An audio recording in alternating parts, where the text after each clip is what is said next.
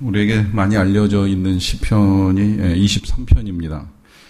23편 제가 개인적으로는 그 만병통치 본문이다 이렇게까지 표현하는 일이 있었는데, 이제 그렇게 표현하는 건 어떤 상황에도 이 말씀이 그대로 다 적용되는 본문이기 때문입니다. 목사로서는 돌예배에서부터 시작을 해서 병원 신방, 이사 신방, 그리고 이제 장례식에 이를 때까지 사실은 이 본문 가지고 다 설교가 가능해요. 제가 이렇게 말하고 나니까 이제 그 다음부터는 이 본문을 가지고 신방 예배를 드리는 일을 하지는 못했는데, 한때는 정말 무슨 말씀 전해야 될지 모르면 시편 23편 붙잡으면 이제 그 가운데 다 담겨 있습니다. 담겨 있는 이유는 그 시작점에 하나님이 우리의 목자시다라고 하는 것에서부터 시작이 돼서, 그 목자이신 우리 하나님이 우리의 유아기로부터 우리의 임종에 이르기까지, 그리고 영원토록 이제 우리의 삶을 인도해 주시기 때문입니다. 그리고 우리는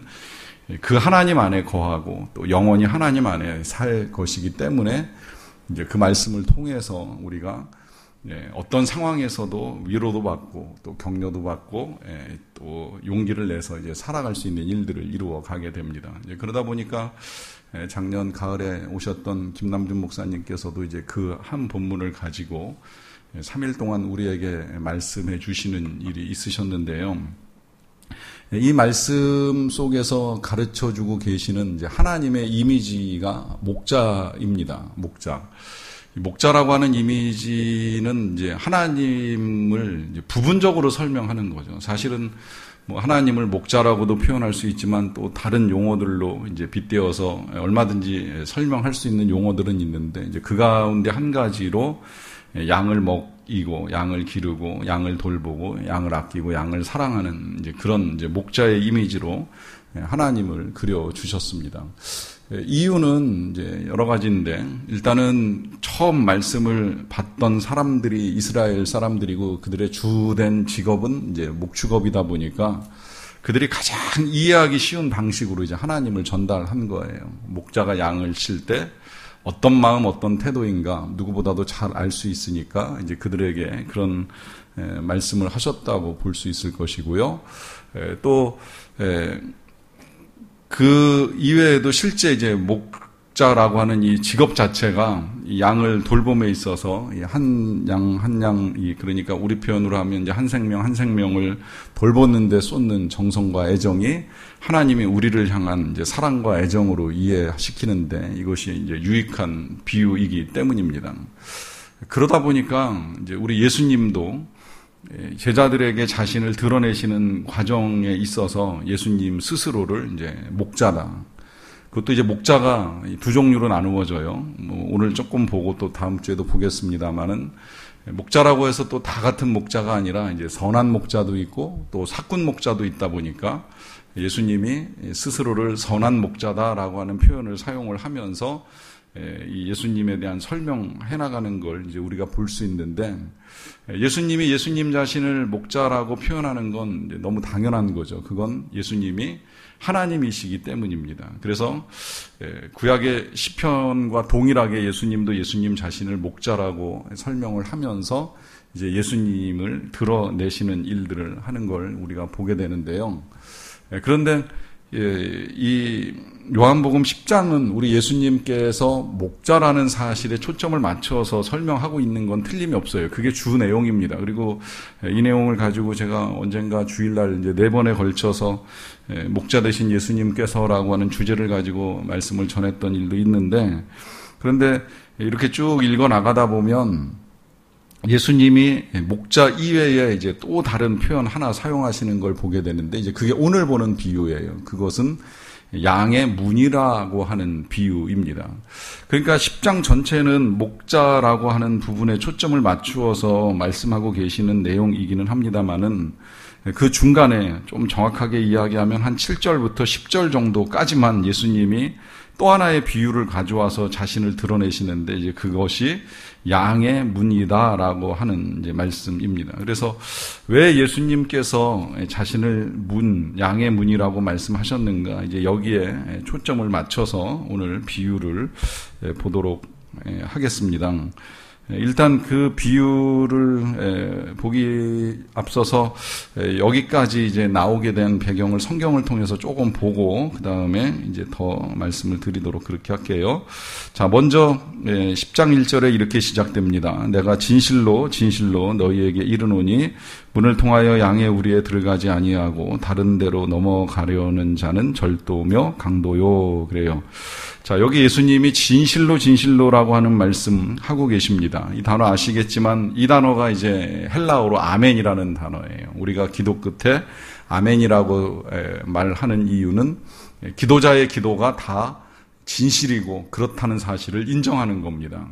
뿐만 아니라 말씀을 들으면서도 우리가 아멘이라고 화답하는 이유 중에 하나는 들은 말씀이 진리이고 그렇게 되기를 소망하는 믿음을 가지고 이제 아멘이라 하는 표현을 사용을 하는데 예수님이 말씀을 전하실 때도 실은 이 아멘이란 단어를 많이 사용하신 거예요. 헬라어로 에고 아멘 아멘 이제 이러면서 이어나가시는 건데 나는 진실로 진실로 너희에게 말한다. 왜 이렇게 말씀하실까요? 이유는 사람들이 믿지 못하고 이제 알지 못하기 때문에 이런 현상이 나타나는 겁니다. 특히 지금 이 본문은 이제 원래 앞에 있었던 사건하고 무관하지 않은 본문인데 앞에 있었던 사건은 예수님이 소경의 눈을 고쳐주시는 기적을 행하신 일이고 그 놀라운 기적이 일어났음에도 불구하고 그 사실을 믿지 않으려고 하는 사람들이 있고 또 그 기적을 경험했음에도 불구하고 이 예수님이 누구신지 아직 정확하게 알지 못하는 소경도 있고 또 소경의 가족들도 있고 그리고 이 사건의 현장에 있었던 예수님의 제자들이 도대체 이 일이 무슨 일인가 또 이 일을 행하신 예수님은 누구신가라고 하는 사실을 이제 의문을 갖다 보니까 예수님이 이제 그 뒤에 이어 하시는 설명이 바로 이 말씀이에요. 그래서 가르쳐 주시는 내용입니다. 내가 진실로 진실로 너희에게 이르노니 문을 통하여 양의 우리에 들어가지 아니하고 다른 데로 넘어가는 자는 절도며 강도다라고 하면서 이제 문의 중요성을 먼저 말씀을 하십니다. 일단 여기서 강조되고 있는 건 이 문이라고 하는 게 얼마나 중요한가. 문으로 들어가는 사람이 아니라면 다 절도며 강도다라고 하는 이제 말씀을 하시는 거죠.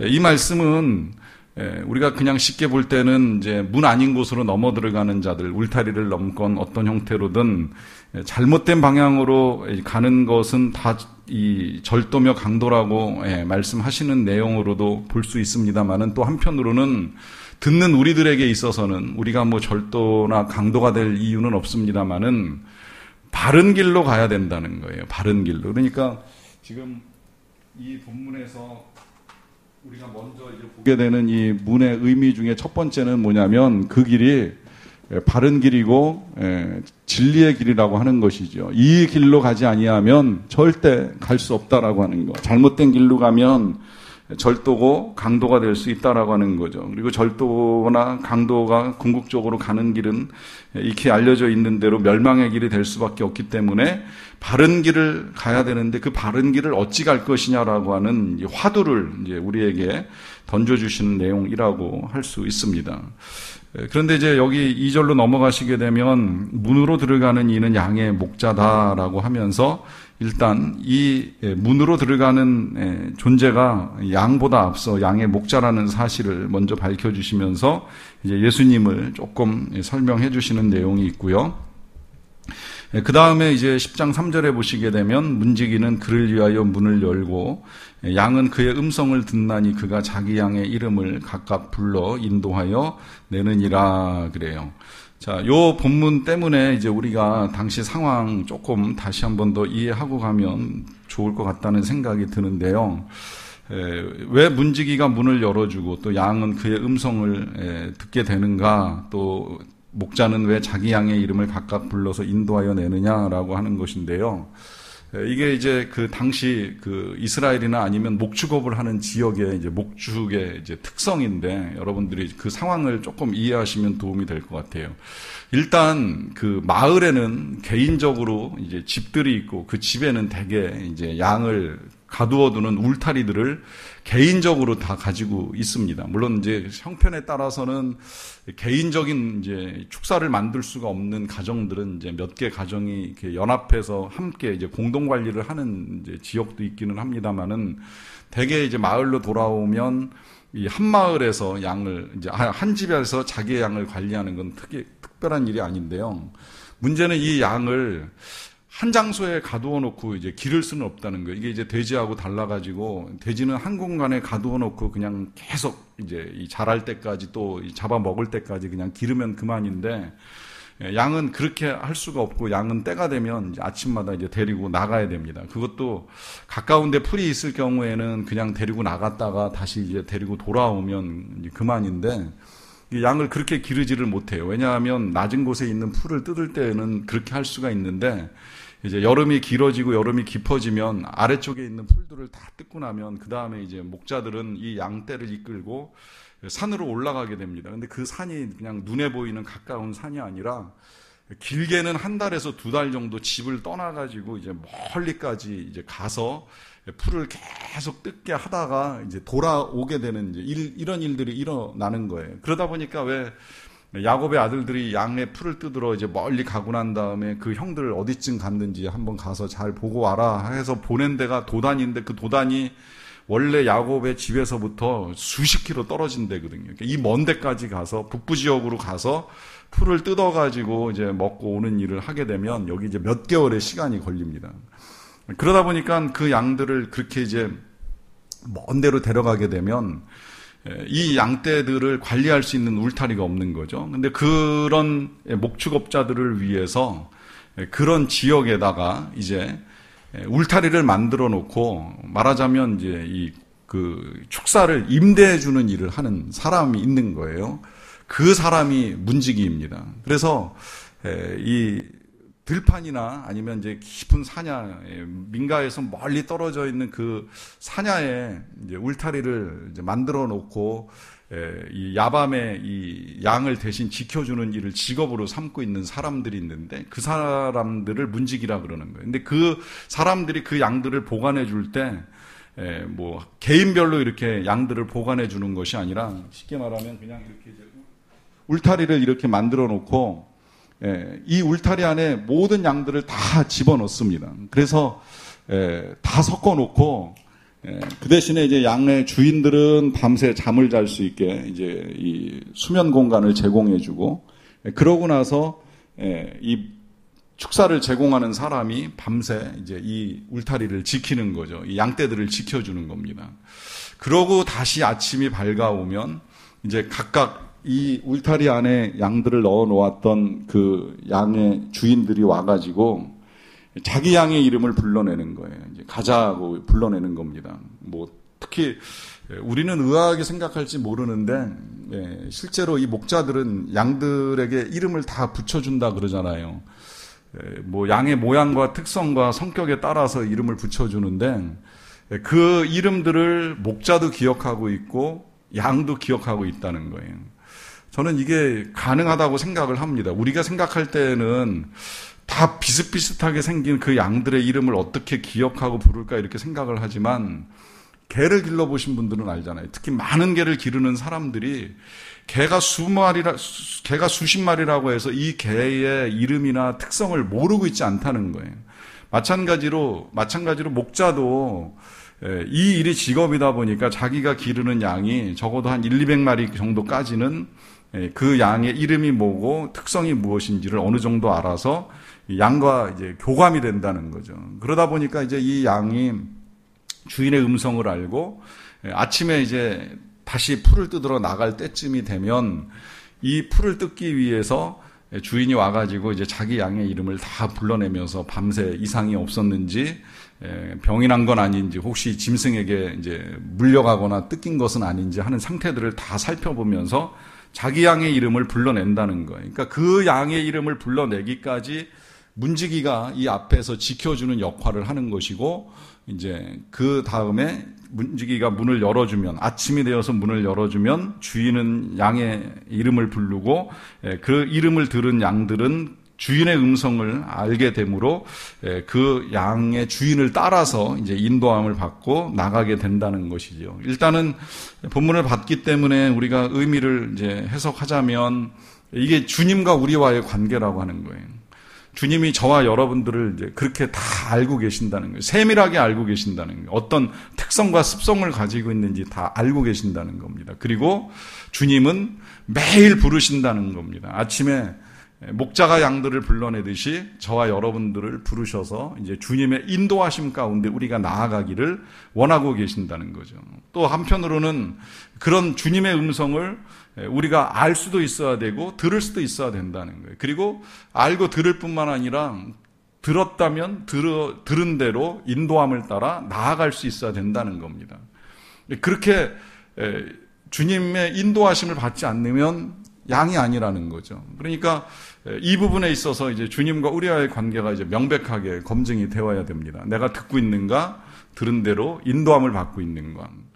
분명한 건 우리는 때로 못 들을 수도 있고 또 들어도 못 들은 척할 수도 있고 또 들어도 인도함을 못 받을 수 있지만 그러나 우리의 목자 되신 예수님, 우리의 목자 되신 하나님은 분명하게 우리에게 말씀하시고 우리의 이름뿐만 아니라 모든 걸 알고 계시고 늘 우리를 부르시고 인도하는 걸 너무나도 기뻐하신다는 거죠. 그리고 그 인도하심은 그 목적이 분명합니다. 그 목적은 푸른 초장으로 인도하시는 것이고 쉴만한 물가로 인도하시는 것. 우리로 하여금 먹을 수 있게, 마실 수 있게, 쉴 수 있게 인도하시는 것이라는 것을 우리가 알 수 있습니다. 자, 그 일을 위해서 이제 목자가 4절에 자기 양을 다 내놓은 후에 앞서가면 양들이 그의 음성을 아는 고로 따라간다 합니다. 이제 이 사실을 한 번 더 밝혀주는 거예요. 그러니까 주님의 음성을 알고 믿고 따라간다라고 하는 거죠. 그러나 5절에 보시면 타인의 음성은 알지 못하는 고로 타인을 따르지 아니하고 도리어 도망하느니라 그래요. 이 사실을 통해서 정말 우리가 양이 맞다면 목자 되신 주님을 따라가는 건 너무나 분명하고요. 만약에 주님을 따르지 않고 타인을 따른다, 다른 것을 따라간다라고 하면 이제 둘 중에 하나예요. 우리가 양이 아니거나 아니면 속았거나 목자가 아닌데 목자인 것처럼 착각하고 이제 속아서 끌려가는 일이 있을 수 있고요. 아니라면 우리가 양인 줄 알았는데 이제 이 다른 삶을 살고 있었던 모습일 수 있다라고 하는 것이지요.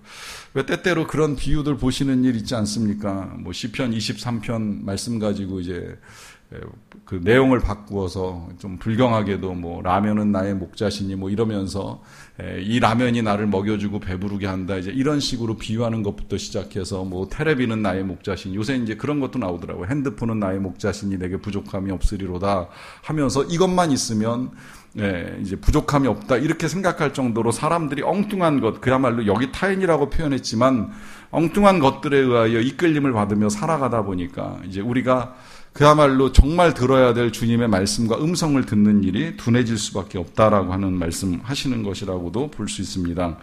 자, 이렇게까지 말씀을 하셨는데 이제 여기서부터 또 다른 비유가 나오는 거예요. 6절에 보시면 예수님께서 이 비유로 그들에게 말씀을 하셨으나 그들은 그가 하신 말씀이 무엇인지 알지 못하니라 그래요. 그러니까 이게 좀 비유가 어려웠던가 봐요. 그래서 이해하기가 어려우니까 예수님이 이제 7절에 보시면 그러므로 예수님이 다시 말씀하시는 일이 있습니다. 그것은 내가 여기서 이제 또 진실로 하는 표현을 또 사용하시는 거예요. 조금 강하게 알려주고 싶으신 마음이 담겨 있다고도 볼 수 있는데 이렇게 말씀하십니다. 너희에게 말하노니 나는 양의 문이라 그래요. 자, 요 상황 조금만 더 제가 설명을 드릴게요. 광야에 나가면 뭐 아까 말씀드린 대로 이제 이 축사를 만들어 놓고 그 축사에서 공간을 제공하고 양을 대리로 돌봐주는 이제 이 일을 하는 문지기 직업을 가진 사람들이 있기도 합니다만은 모든 상황들이 다 이제 항상 그런 상황을 만날 수 있는 것은 아니라는 거예요. 왜냐하면 사실 이 사람들이 이런 걸 만들어 놓고 이제 거한다라고 하면 이 사람들에게 있어서도 실은 이제 이 먹거리의 문제가 해결이 돼야 되거든요. 근데 이 사람들이 거하는 데가 그야말로 민가에서 많이 떨어진 지역이면 자신들이 필요로 하는 것들을 이제 구하거나 공급받기가 쉽지 않은 상황이잖아요. 이제 그러다 보니까 때로 이제 인공적으로 만들어 놓은 이런 축사와 문지기를 만나는 일이 항상 일어나는 일은 아닙니다. 이제 그러다 보니까 어떤 일이 일어나게 되는 거냐면, 이 목자들이 양을 치러 갔다가 밤이 되고 일단 쉬어야 되잖아요. 양들도 쉬어야 되고 자신도 쉬어야 되는데 들판에서 잘못 쉬게 되면 그야말로 이제 이리를 만날지 늑대를 만날지 어떤 맹수를 만날지 아니면 도둑을 만날지 아무것도 알 수 없는 이제 그런 상황이 돼요. 그러다 보니까 이제 어떤 일을 하게 되는 거냐면 크고 작은 돌멩이들을 갖다가 이제 직접 울타리를 만드는 겁니다. 근데 사실 이런 울타리를 만드는 건 이제 처음에는 좀 힘든 작업이 돼요. 왜냐하면 돌을 구하는 것도 어렵거든요. 그런데 일단 한 번만 만들어 놓으면 그걸 자기가 와서 사용을 하던 아니면 다른 사람이 와서 사용을 하던 또 만들어 놓으면 어차피 그 다음 해에 또 그 지역으로 가게 되면 똑같이 이제 사용할 수 있는 상황들이 되니까 실제 이제 이 산원덕 같은 데에 돌로 이제 이 사람의 허리 높이 정도 되는 이제 이 울타리를 쌓아서 이렇게 이제 크게 만들어 놓은 공간들을 확보해 놓은 데가 있습니다. 그리고 그 공간을 만들어 놓는 그 끝자락이 이제 요만큼 이제 열려 있는 거예요. 요만큼의 폭이 사람 한 명 정도 이제 눕는 정도. 그러니까 한 1m 50에서 한 뭐 2m 정도 되는 이제 그런 폭만큼만 열어놓고 돌멩이로 쭉 울타리를 쌓아가지고 만들어 놓은 공간입니다. 이게 없으면 때로 목자들이 직접 만들기도 하고 아니면 남이 만들어 놓은 걸 이용하기도 하고 자기가 작년이나 수년 전에 만들어 놓은 걸 이용하기도 하는데 하여튼 이 부분은 이제 열려 있는 거죠. 열려 있는 이유는 분명하죠. 이제 그 이유는 이 문을 통해서 양들이 들어가게 하고 양들이 이제 나오게 하기 위해서입니다. 양들은 절대 돌로 쌓아놓은 언덕을 혼자 넘는 건 굉장히 힘듭니다. 중심을 잘 못 잡는 동물이기 때문에 이 돌을 넘어서 들어가는 거 불가능해요. 사실은 울타리를 쌓는 이유 자체가 이제 맹수도 못 들어오게 하기 위해서 쌓아놓는 거다 보니까 이제 이렇게 울타리 쌓아놓고 이제 이 공간 하나를 열어놓고 이리로 이제 출입을 하게 하는 거죠. 거기에서 이제 양이 다 들어가고 나면 때로 목자가 여기 직접 눕는 거예요. 누워서 막는 거예요. 그래서 말을 하는 거예요. 나는 양의 문이다. 이 의미가 뭔지 이제 대충 감이 오실 거예요. 그 의미는 양들이 다 들어가면 목자 대신 예수님께서 지켜주시겠다라고 하는 거죠. 자, 여기에는 일단 보호의 의미가 있습니다. 보호의 의미가. 다른 어떤 것의 출입을 이제 막는 겁니다. 지켜주시겠다라고 하는 이제 의미를 가지고 하는 거죠. 그런 의미에서는 예수님이 이제 안전하다라고 하는 거예요. 예수님이 안전을 담보하신다는 겁니다. 이 사실을 우리가 이 비유를 통해서 받아들일 때에 중요한 것은 뭐냐면 조금 전에 말씀드린 이 공간이 이제 어떤 면에서 보면 양들에게는 부자유한 공간이 됩니다.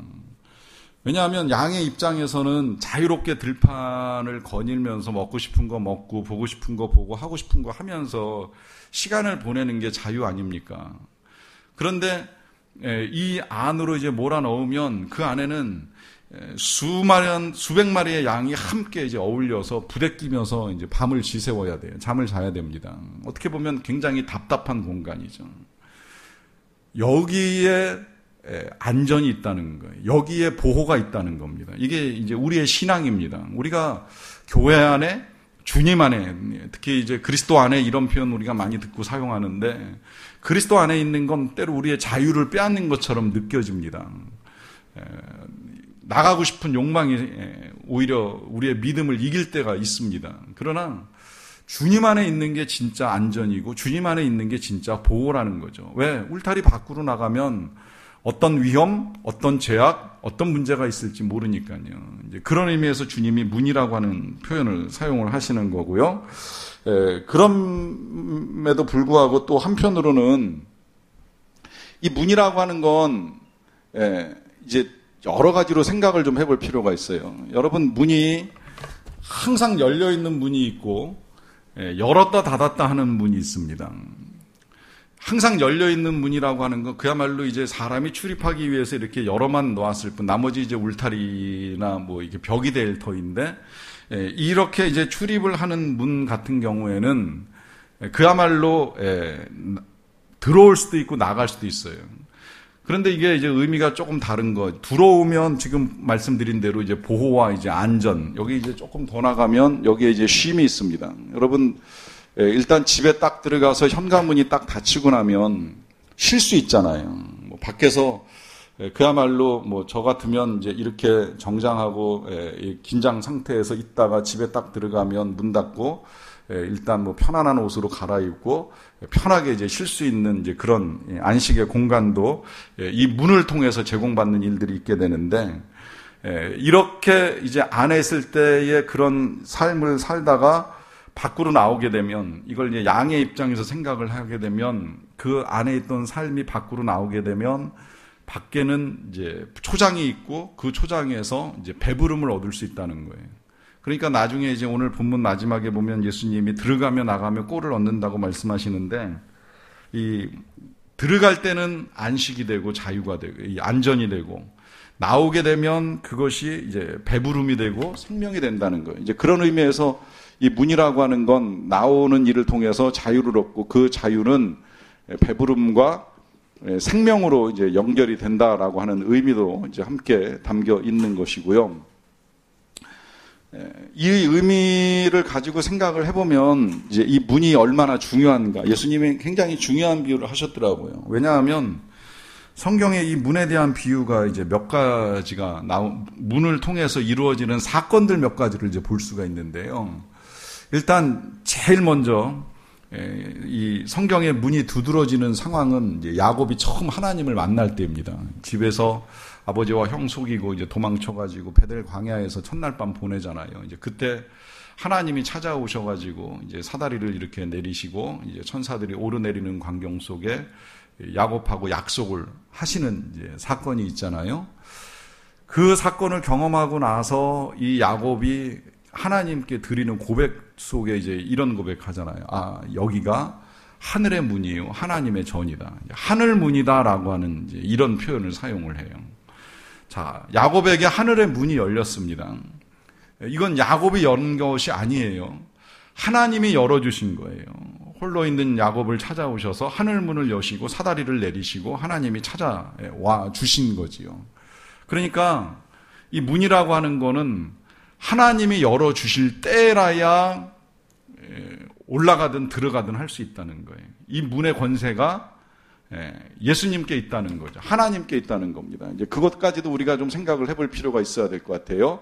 문을 여는 권세가 예수님께 있다는 겁니다. 하나님이 열어주셔야 들어갈 수 있다는 거예요.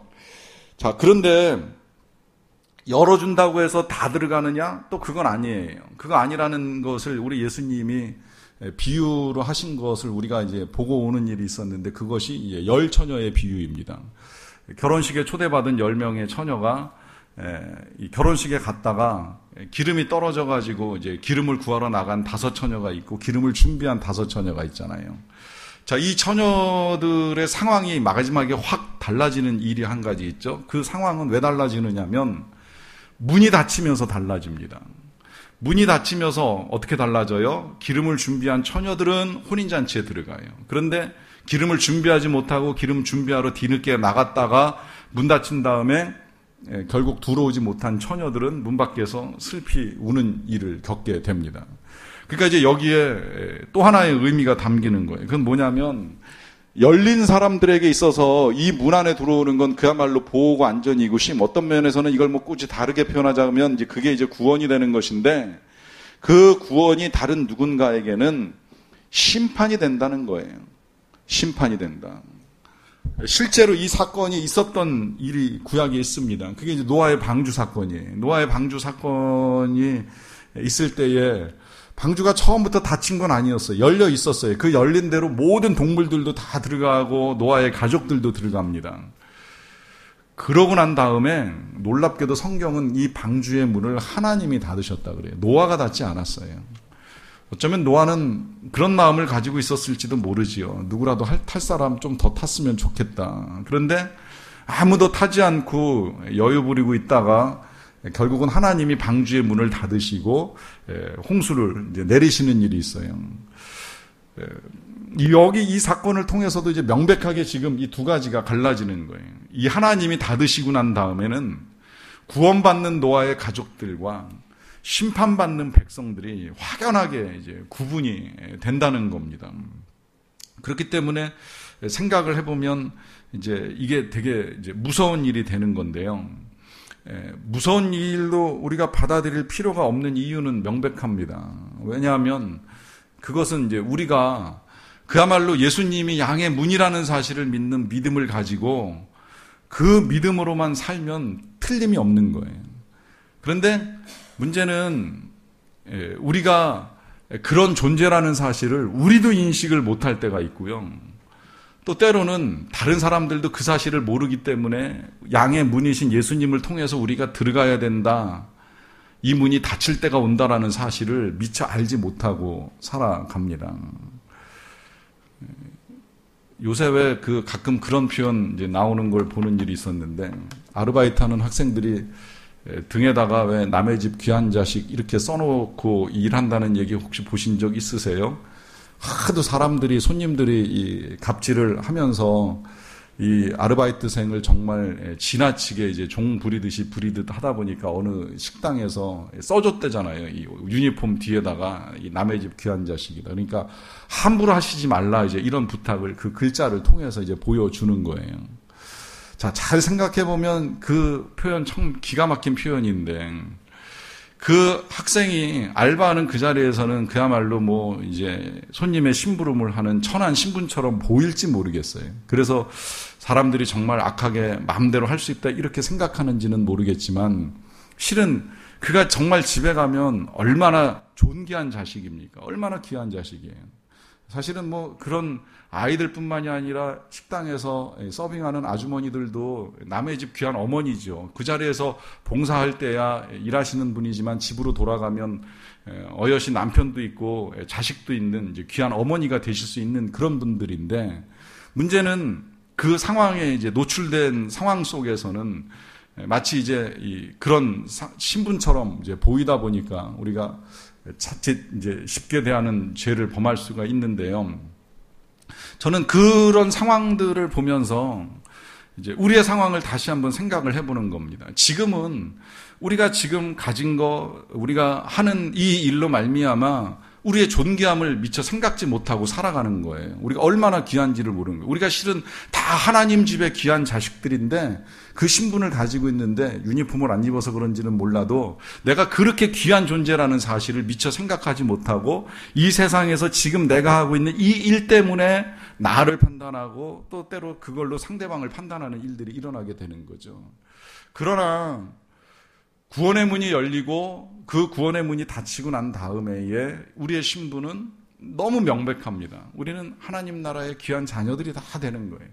혼인잔치의 신부가 되는 거예요. 영광스러운 신부가 되는 거예요. 그 신부가 되기 위해서 우리는 믿음을 가지고 지금도 나아가는 거예요. 그리고 이 믿음을 가지고 있는 한 우리는 문을 통해서, 마지막 요한계시록에서도 이제 하늘문이 열린다는 표현이 한 번 더 나오는데, 그 문을 통해서 우리는 혼인잔치에 들어가는 은혜와 영광을 누리는 겁니다.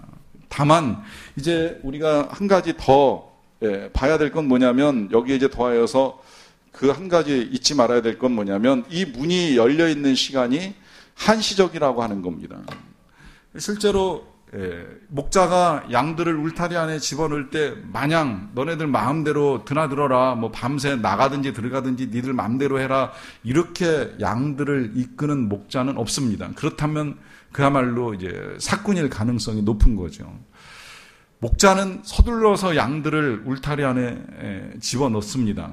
이유는 해가 지기 전에 문을 막아야 되기 때문입니다. 그걸 무엇으로 막든, 자신의 몸으로 막든 무엇으로 막든 막아야지 더 이상 맹수도 도적도 침입할 수 없게 만들기 때문이죠. 그런 의미에서 이 예수님이 문이라는 표현을 사용하는 데에는 이제 어떤 이제 유한한 시간이 있다는 의미도 함께 우리에게 전해주는 것이고요. 그와 더불어서 이제 마지막 구절 보고 마무리 짓도록 하겠습니다. 8절로 넘어갈게요.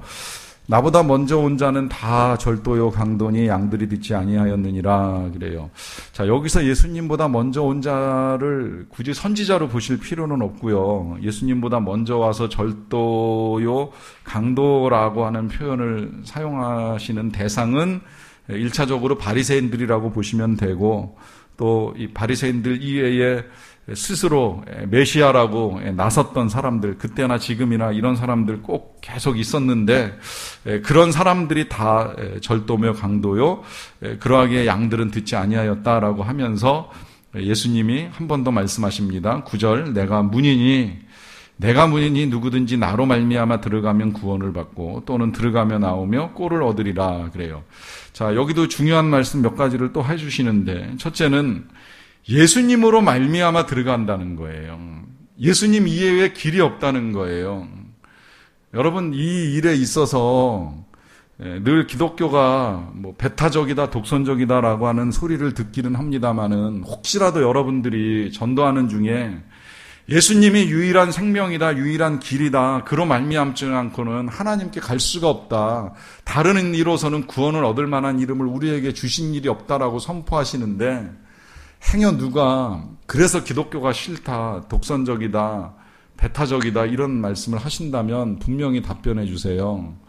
기독교는 자비의 종교임에 틀림이 없고 사랑의 종교임에 틀림이 없지만, 그렇다고 해서 진리인 걸 진리가 아니라고, 또 진리가 아닌 걸 진리라고 말할 수는 없지 않겠는가. 이 사랑을 한다고 해서 아내를 다른 남자에게 줄 수 없는 것처럼 사랑 때문에 진리를 포기할 수는 없지 않겠느냐. 예수님이 유일한 길, 유일한 진리이기에 우리는 이걸 포기할 수 없다, 이걸 가지고 배타적이라고 말하지 말라. 우리가 보석을 가지고 있으면 이걸 쉽게 나누거나 포기하는 것이 어려운 일인데, 마찬가지로 우리는 보석보다 귀한 진리, 예수님만이 유일한 길이라고 하는 이 진리를 가지고 있는데, 어찌 이걸 그냥 쉽게 타협해서 모든 종교에 구원이 있다고 말할 수 있느냐. 그럴 수 없다는 거예요. 여러분, 이 부분에 있어서 그래서 이 자비와 진리가 명백하게 구분이 되어야 하는 것인데, 주님이 말씀하십니다. 나로 말미암아 들어간다. 나로 말미암지 않고는 아버지께로 올 자가 없다. 유일한 길이라고 하는 걸 말씀하시면서, 이제 그렇게 해서 들어가면 구원을 받는 것이고요. 또 들어갈 뿐만이 아니라 들어가면 나오며 꼴을 얻는다라고 하는 표현 사용하시는데, 이 꼴은 그야말로 이 양들의 양식 아닙니까? 양식은 생명인데, 이 생명 어떻게 얻느냐? 예수님을 통해서 얻는다는 거예요. 예수님 아닌 어떤 것도 우리의 양식이나 우리의 생명이 될 수 없다라고 하는 사실을 밝혀주면서, 이제 요 내용에 있어서는 이제 다음 주 본문에서 조금 더 부연 설명이 되니까 여기까지 말씀드립니다만은, 결국 우리의 구원이나 우리의 생명은 우리의 문이신 예수님으로 말미암아 이제 우리가 얻게 되는 것이라는 것입니다. 이 귀한 문, 예수님을 통해서 하나님 나라에 들어가는 저와 여러분 다 되시기를 간절히 축원합니다.